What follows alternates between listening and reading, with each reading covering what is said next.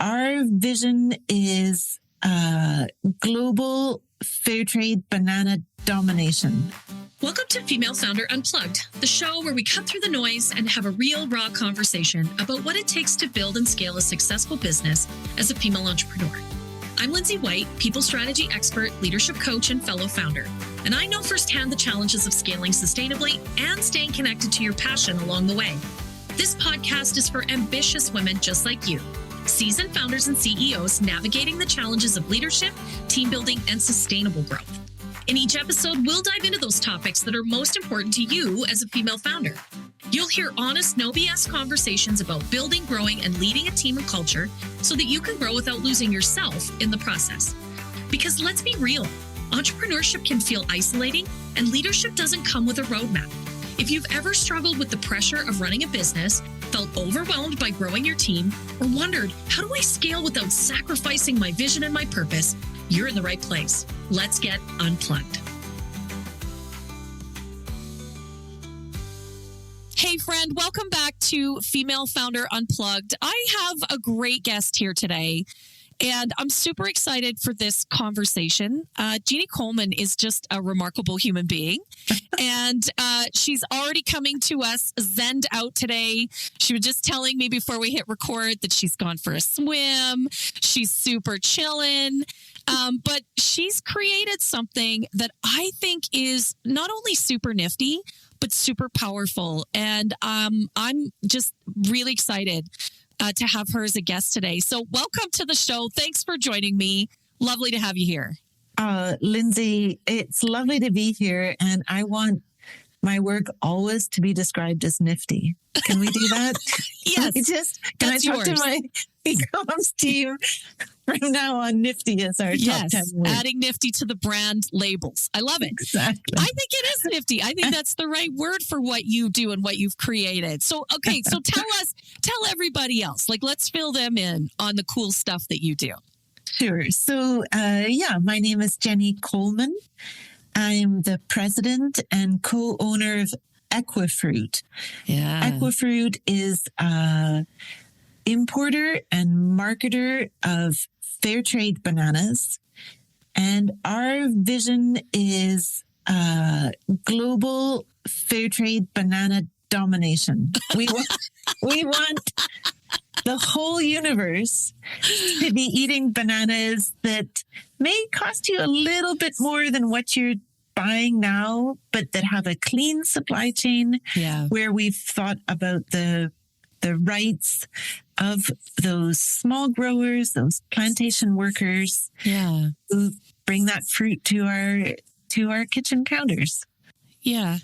And do it in a way that we can feel really confident and really comfortable with and really proud of. Yeah, it's the thing about bananas is that they're the cheapest fruit in our basket right now.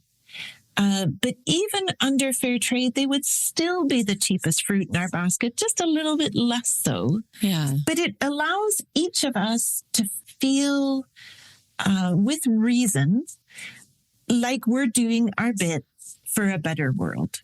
It doesn't take much. We can really have a direct impact through our purchases. And that's what Equifruit is all about. Yeah. And I love that. I think a lot of us are thinking very carefully about what we buy, where it comes from, how it gets here, who's creating it, or in this case, harvesting it. Yeah. And how do we use our purchasing power to ensure that all those things are created or harvested in and then brought to us in a way that is enabling and caring and enriching for everyone along the way, and not enriching in the way that we want to make people ultra wealthy, but that we want to make it sustainable. I think that's always the word for me, is sustainable. Yeah, that's right. We want to sleep well at night. We just, a low price can be very attractive. But if you find out that we are getting that low price because the workers in banana supply chains are living in generational poverty. Yeah. Suddenly those bananas aren't quite the sweet treat we had thought of. And Equifruit is 100% fair trade. Every container we've brought into Canada or the States now since our founding in 2006 has been certified by Fair Trade. And over that time, we see the difference in the communities of the growers we work with. And it's just super motivating. I may be feeling zen right now. I may have started my day off with a swim, but trust me, I have all kinds of energy every day to grow this business because with the growth of our business comes impact at grower and worker level. Yeah. And it's just the right thing to do. Yeah, exactly. Yeah. It's the right thing to do. It is the right thing to do. And I love that because I know that a lot of this is deeply rooted in the values that you hold, the values that you have now, really built in to your organization. Yeah. It's super fun about owning and building a business is that you set the terms of the culture. And I hadn't really thought about that until a few years into Equifruit, because I don't think maybe there are some people who walk a little closer to God than I do, but we certainly didn't. I didn't in my first few years set out our vision, mission, values. I sort of knew where we were going, but it took a while to understand what is the culture and how do we find that and how do we encapsulate that in a statement of vision, mission, values. Yeah. And now that we've done that, it's the first thing we do when somebody comes on board. We talk about how we want to grow this business and how our values are going to guide the decisions that we take. And everything then is framed in our values, since we're speaking of those, are compassion, commitment to change, and creativity. And everyone in the team could recite these or recite we sort of pair these values with a sentence that we repeat over and over and over again. It's sort of like mantras that become part of our culture and that we repeat to reinforce the importance of our values. So if we look at compassion, our mantra is don't work with jerks. Don't work with jerks. I love it. Yeah, don't work with jerks, be they customers or suppliers or colleagues. We're just not going to tolerate jerkitude in our lives, And if we look at commitment to change, we talk about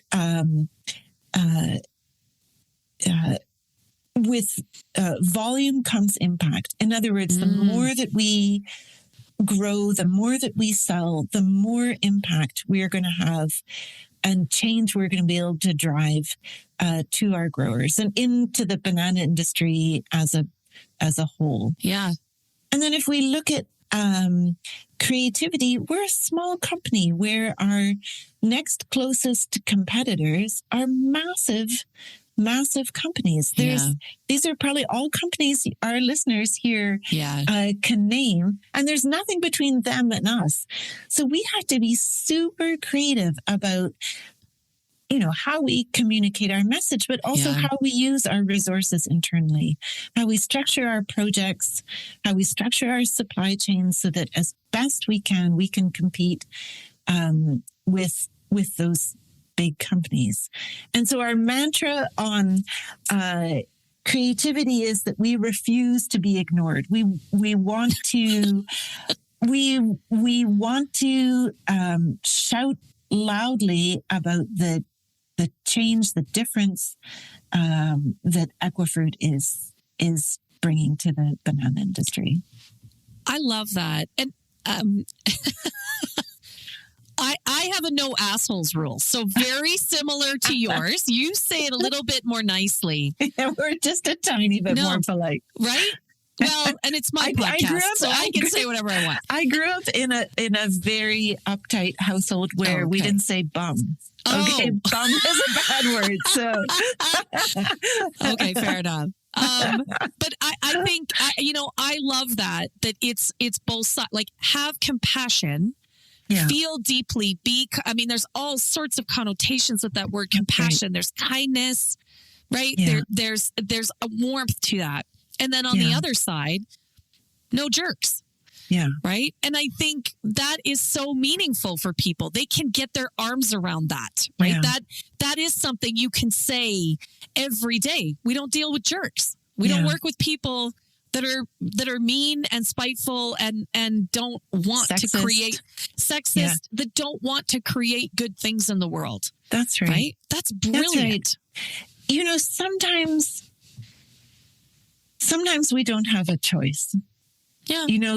There are situations where there's only one supplier of a particular good or service. Right. And I think that then we can just acknowledge internally, these people are jerks. And as soon as we find a plan B, we're on it. Yes.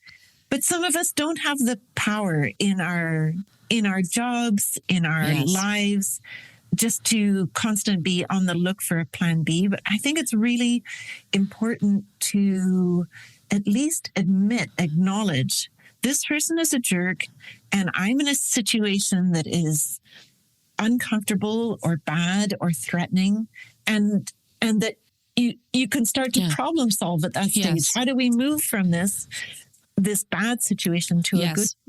Yes. I mean, Equifruit has now grown to a stage where fortunately we can make choices, but I'm conscious of the fact that some of the people listening to this podcast may not have the choices, may not have the power to dismiss jerks in all quarters of their lives. Okay, founder friends, you know how we talk on this show about that saboteur voice in your head, the one that tells us we're not good enough or that we have to be in control of everything just to keep it together? Well, the great news is I've got the solution to manage all that head trash. It's my Positive Intelligence Bootcamp, where we dive into how to quiet your saboteurs and strengthen your sage so you can lead your business with more clarity, calm, and confidence. You can find more information about the bootcamp through the link in the show notes or head over to highvoltageleadership.ca/positive intelligence to reserve your spot in the next bootcamp right now. Well, and that's exactly it. Maybe not in every area, because sometimes those jerks are in our families and we can't, right? But I do think there's a point to be made here that particularly because we're talking with female founders. Mm-hmm. If we find ourselves working with clients or vendors, particularly who are jerks, you're right. First step, let's just acknowledge that. Like what is actually happening here? And then what's the exit strategy? What's the plan B? How can we start to, and then use one of your other values, which is be creative, right? How can we start to find solutions that exit us from working with that vendor, or we, end that relationship with that client? And I think that's really important, that we feel empowered to make those decisions at the right time. Yeah. And I think a part of empowerment and jerks is not accepting poor behavior. Yeah. And if you don't have access to a plan B, then you have to start thinking about how are you going to assert what power you have in the jerky relationship to even the table, to call it out and to say, this is not, I am a human being and I deserve to be treated with respect. Yes. And that's a lot of what, if you look at our values, if you look at the writing, the text around that value, it's really about wanting to work in an atmosphere of respect. Yes. And I mean, what I really love and what I talk often to my clients about is that having values in our organization are really critical. They're foundational to our culture. And you've really illustrated that for us. What makes those values real is those phrases, is the behaviors, right? And that's what we're just talking about. And I want to really put a fine point on that, because for so many of us, in our businesses, we don't often recognize, you said it, until a little bit later on, how important these pieces are. But they're absolutely critical now when we think about building our team. That's right. Or how we want to engage with vendors, who we want to engage with. This filters into what clients we attract. For you, it's how you work with those people that actually grow and harvest the bananas and how you treat them with respect. There's integrity in that relationship. Right. That's right. It's so critical to how we do business, how we work together, and that's culture. Yeah. When each new person, as I said earlier, each new person comes in and I go through this document with them and give them examples, and it just lays the groundwork. Yes. I think the other thing that can be really powerful, and this is top of mind for me because I'm working with some clients right now on some recruitment strategies, hiring key talent into their businesses. And one of the things where values can be really important is right from the start of your recruitment process. When you land someone and you're onboarding them, yes, but just really weaving them throughout that entire process so you make sure that there's real alignment there. Yeah, it's in recruitment. It's in all kinds of things. It's the foundation of building trust with somebody to say, this is how I'm going to behave. Yes. And that can be with your team and recruitment. It can also be with potential suppliers, I did a presentation at a banana forum in Colombia in May, and my talk was on the North American market for bananas, fair trade bananas. But I started off, these people didn't know me. To present myself and Equifruit, I literally put up a statement of vision, mission, values, translated into Spanish, and said, this is who we are. If you want to work with us, these are the ground rules. And at the end of that talk, I had a lineup of people who wanted to work with us. I bet you did. Now we just have to build that market. We just have to change mindsets on banana pricing and build up our market, and then we can work with all those growers. I love it. We do business with people that we know and like and trust. And when we see an organization that has a vision, a mission, and values that they live and breathe every day, we know we can trust them. We know that we align with them. We know that there's already something we have in common. Yeah. That creates incredible business relationships, sort of that B2B and all the way along. Like, I think that that's remarkable that that's what you led with. Yeah. Do you know, we are always looking for supermarket partners to sell our fair trade bananas, Equifruit branded fair trade bananas. We can't sell direct to consumer. We can't just send you a hand of bananas in the mail. We really need that supermarket relationship. And grocers are hesitant to work with us, not because of who we are, but because of the additional price, and because bananas have been used as a low price draw into stores for literally 100 years. Yeah. And buyers will often say to us, oh, Jennie, look, we get it. We love you and your company. We think Equifruit's doing a great job. We get it. But they, does the consumer get it? And I'm like, the consumer are people too.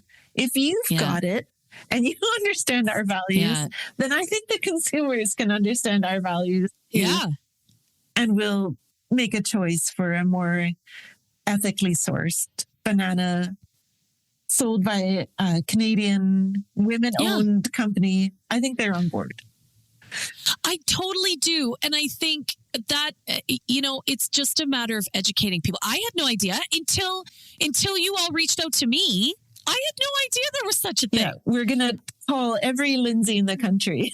We're 100%. We're changing people's minds one podcast at a time. And I love this. I mean, what I see here is, we're sort of talking about culture and leadership in your business. But this is culture and leadership in the industry. Yeah. And that's really powerful. Yeah. What is it like to be that leader in the industry? Well, we feel, this is immodest, but we feel a certain sense of pride to be punching above our weight. We are a small company. We have 21 employees. And, our sales and marketing team have a metric when they're looking at how much in the media, how much is talked about Equifruit versus our competitors. They call it the share of voice. This was a term I had to learn. And we have for our size, we have a very high share of voice. But being this new leader in the industry comes with pluses and minuses. You can make a lot of people uncomfortable. Yes. You can make people uncomfortable by rattling the cage, by changing what has been an established business model for 100 years. And you're making people uncomfortable both on your customers and on your competitors' side. Right. It's pretty hard to go into a customer, to pitch to a retailer who's worked for years and years, decades with our competitors, and to go in and say, well, there are problems with that business model. There are problems down the supply chain with people that you never see and will never meet, but who are also humans. And to go back to our values, deserve to be treated with respect. Yes. And, to kind of drop that truth bomb, but then also not to do it in such a way that they're like, get out of here, you naggy, whiny woman, Yeah. But to give them enough idea that there is a problem in the banana industry, and then to come in with the solution to say you can change your banana supply chains to one with this different approach, and one which you can feel proud about. If you're doing this just for pure corporate social responsibility reporting, I don't really care, but you can also talk about that there, as long as this has impact growers. But in the meantime, you'll find that your employees like working for a company that is making positive supply choices. Yeah. They can be proud of that. Your shareholders, hopefully you're making a little bit more money on this program.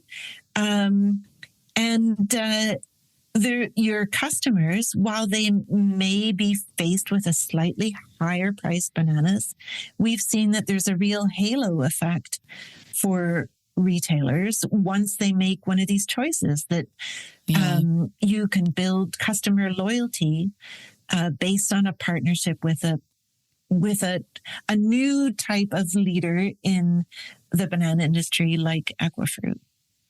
I love that. And I think a lot of female founders that listen to this show are in that space of disruption. Mm-hmm. They are They are doing things differently in their business for very compelling reasons. Mm-hmm. A lot of it based in their own experience and their own values. They want to do, they've seen it.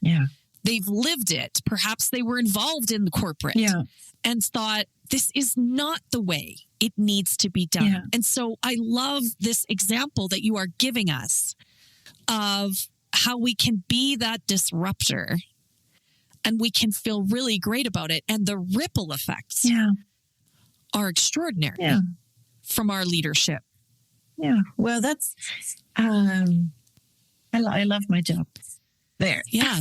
I bet. And just the feeling that you are leading an organization that is changing the way people view what is, you're right, a grocery staple. Bananas go on the cart every time. Right. And we can do that differently. Yeah, exactly. It's within reach. You know, trust me, there are a lot of banana puns in my life, but this is low hanging fruit. You know, there it is. There it is. The banana puns. I've got more. Don't worry. We can tap that well. I love it. The banana puns. No, I think that what you've given us today is such a beautiful example of how we can lead differently inside our business. And that is really critical. I talk a lot about you're not just a business owner. You are a leader. Yeah. You start by leading yourself, and then you lead your team and your organization. And you also lead in your industry. Mm-hmm. And what are you going to do? How are you going to show up and being intentional about how you do that? And you've given us a beautiful example of how that intentionality can create really meaningful and really significant change, even when you are faced with some pretty big competitors. And I think that is such a resonant message. Oh, thank you, Lindsay. It's been such a pleasure having you as a guest. Thank you so much the pleasure for sharing all of this with us today. The pleasure is all mine. I thank you for your interest in Equifruit.